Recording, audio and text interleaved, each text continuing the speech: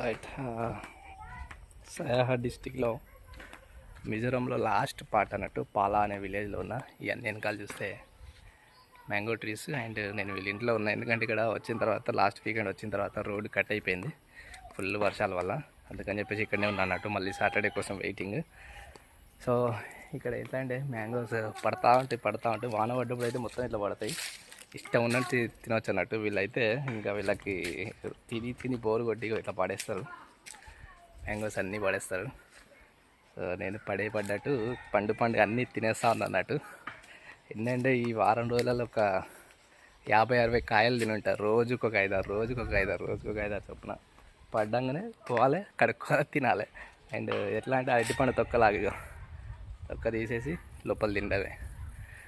ఇన్ని fruits direct చెట్టు నుంచి తింటాం ఫస్ట్ టైము. అండ్ కడుగుడు కూడా అవసరం లేదు, no pesticides, nothing, pure organic మామిడి పళ్ళు. టేస్ట్ కూడా చాలా తీయగా ఉన్నాయి. మన బెంగన్పల్లి అంత తీయగా ఉన్నాయి, ఇవి చిన్నగా ఉన్నాయి కానీ